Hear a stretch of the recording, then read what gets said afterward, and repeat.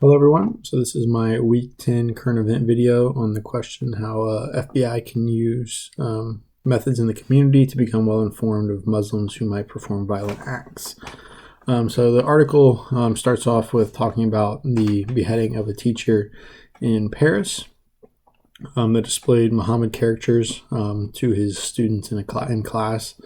And then it also does mention a little bit about the attack on a newspaper in France that printed Muhammad cartoons, and kind of how the printing of Muhammad and displaying him as a character is strictly forbidden in Muslim law.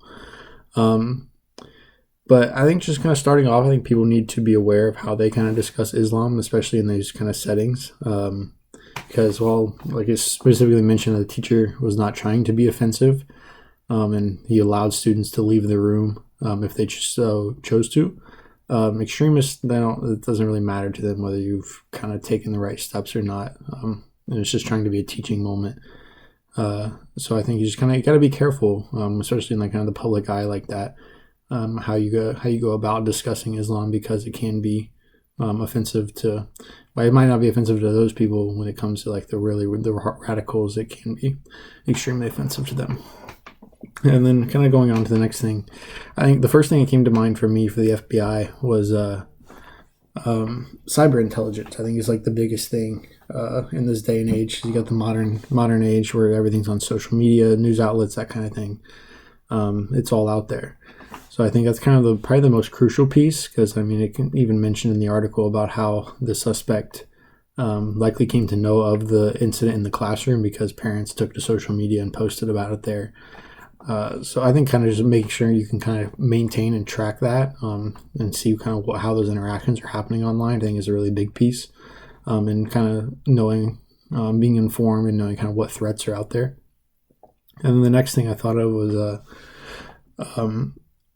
how the FBI can work with local law enforcement, because I mean they're not going to have enough agents to, I would think, to see every little town here and there across the country. So I think if you're able to work closely with local law enforcement, that would significantly aid them in analyzing kind of which threats take top priority, kind of new threats maybe they didn't see initially, and things like that can really help out the FBI.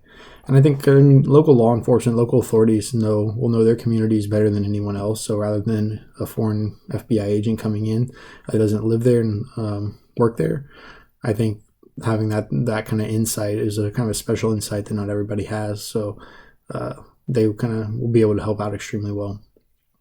And then lastly, as we saw in the course video this week, how Greg Howard goes around and makes kind of suggestions. They take surveys on the risks presented with the critical infrastructure.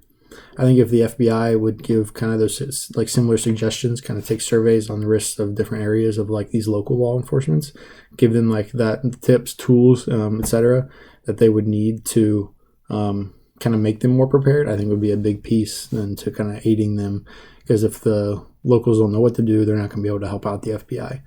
So I think that's kind of the biggest impact there, is if they can help, the FBI can help themselves by helping the locals. But that's all I have for this week. Thanks.